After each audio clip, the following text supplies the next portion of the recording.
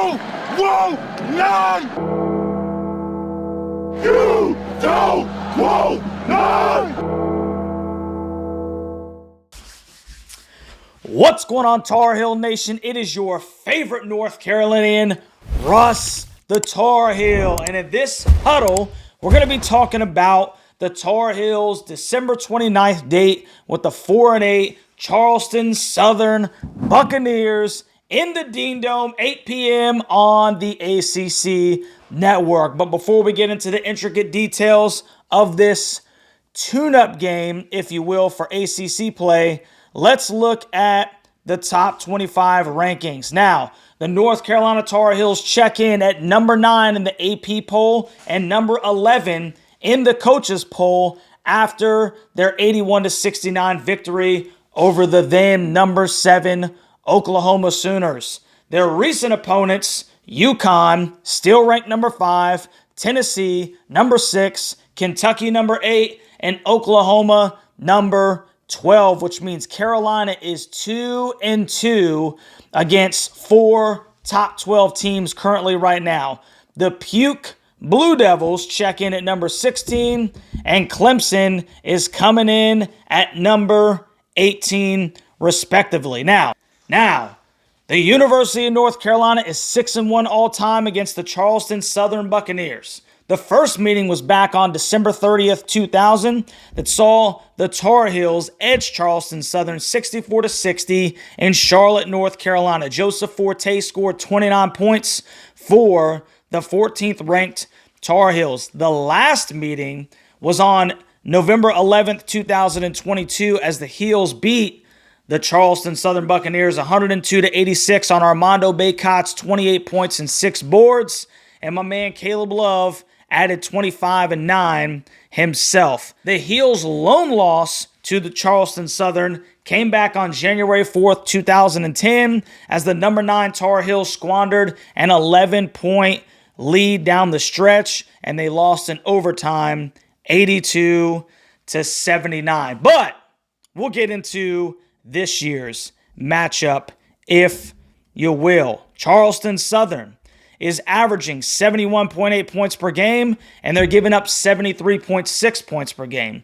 They're shooting 46% from the field and are collecting 38 boards per game with 12 assists. North Carolina, on the other hand, is averaging 84.5 points per game, and they're giving up 74.5 points per game. They're shooting 46% from the field. They're collecting 37 boards per game with 14 assists. Now, the Charleston Southern Bucks are led by head coach Barclay Radabaugh. Radabaugh is the winningest coach in school history with almost 250 wins and one of only 8 coaches to win multiple Big South Coach of the Year awards. The Bucks made it to the second round of the Big South tournament last year. They're led by 6'1", 185-pound sophomore guard R.J. Johnson, not to be confused with the great R.J. Davis. R.J. Johnson, who is averaging 17.3 points per game, 1.6 rebounds, and 2.4 assists. He's shooting 50% from the field. R.J. is only scoring, however, 13.5 points per game and shooting 39.7% from the field and 20% from 3 on the road. And an interesting statistic here is that Charleston Southern is 0-6 on the road thus far this year. They have 6'7", 258-pound forward Taj Kelly, 15.3 points per game, 8.7 rebounds, 2.3 assists. He's shooting 52.5% from the field and 38.5% from 3. 6'4", 185-pound guard Alon Sumler is averaging 11.3 points per game, 1.7 rebounds, 1.3 assists. He's shooting 40.2% from the field and 36.7% from 3. 6'6", 200-pound guard DJ Patrick is averaging 10.7 points per game, 3.9 rebounds, 2.7 assists, and 37.4% from the field, 31.2% from 3. And last but not least, 6'9", 210-pound senior forward Reginald Duhart Jr. is only averaging 4.4 points per game, 5.7 boards, and he's shooting 55.6% from the field. That's all on approximately 27 minutes per game. And now, for the good guys in Carolina Blue from Chapel Hill, North Carolina, the mighty Tar Heels, the number 9 ranked Tar Heels of North Carolina. Hubert Davis is in his 3rd season at his alma mater. He's amassed a 57-26 record at North Carolina, good for a .687 winning percentage. The Heels' leading scorer is 6 foot, 180-pound senior guard R.J.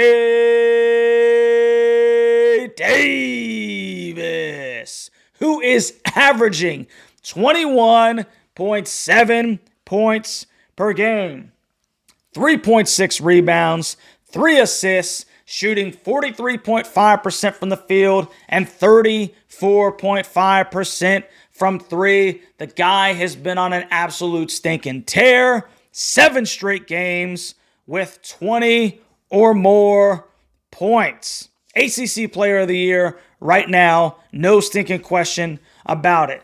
The Heels starting point guard is 6'1", 180-pound freshman guard Elliot Cadeau, who is averaging 6.7 points per game, 1.5 rebounds, and 3.7 assists. He's shooting 43.1% from the field and only 25% from 3. 6'5", 195-pound senior guard Cormac Ryan is averaging 11.6 points per game, 3.4 rebounds, 1.4 assists, and he's shooting 37.9% from the field and 28.8% from 3. That came up a little bit in that last game against OU. 6'7", 235-pound junior forward Harrison Ingram is averaging 14.3 points per game, 6.3 rebounds, and 2.5 assists, shooting 48.7% from the field and 43.5% from behind the arc, which are just amazing numbers, man. Amazing stinking numbers. And then you have 6'11", 240-pound forward Armando Bacot, who is averaging 15.1 points per game, 11 rebounds, and he's averaging 51.4% from the field, 77.6% from the charity stripe. So now that we've got those starting lineups, if you will, out of the way, let's look at Russ's 3 keys to the game. Key number 1, it's time to take out the trash. Armando Bacot, affectionately nicknamed the Garbage Man, had 28-6 last year against these very same Buccaneers. He needs to dominate down low, clean up the glass, knock down the bunnies, and he needs some guys to get in the lane, man, get in the paint, create some easy buckets for him as well. This should be a game. Very easily, he has got to be the stinking guy that the Heels work through. 6'11", 240. Look, the Bucs don't have anybody that can match up to that if he asserts himself down low. Let's get that confidence back heading into ACC play. And not only Armando back to the basket, I want to see stinking Harrison, man. I want to see Harrison backing down the guy that's guarded him and getting those nice little jump hooks, you know, those little 5-10 footers in the lane that he's accustomed to doing on smaller guys. So Armando, Harrison, they got to take advantage of the size difference. Key number 2, lock down the dome, bro. North Carolina should be able to control the paint and force the Buccaneers to settle for jumpers.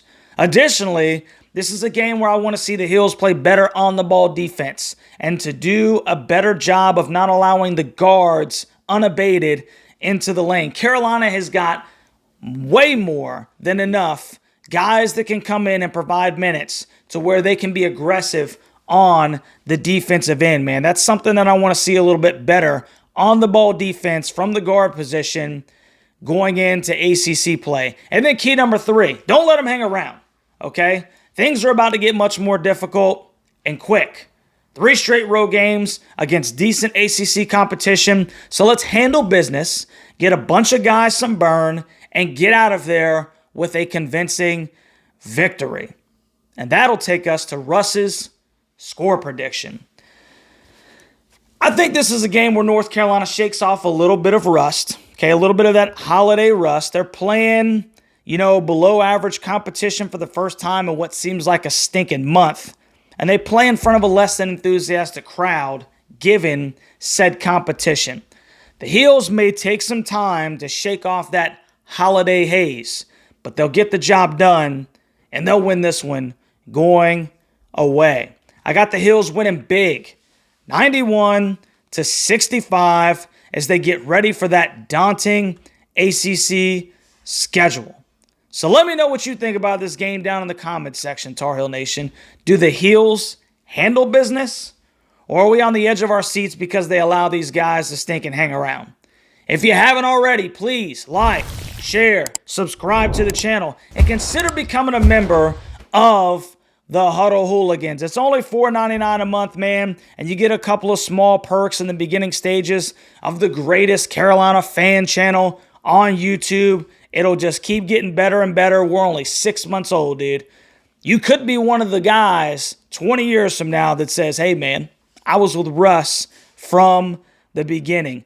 Huge shout out to those who have already answered the call. Carlton Van Hoy, Scott Sheff, Preston from Greensboro, Lack Ragem, Coconuts and Grits, and Elijah. I love you guys. Thanks for all that you do. We'll be here tomorrow for the Heels and the Bucks. Make sure that you tune into the live stream, and we'll see you there, Tar Heel Nation.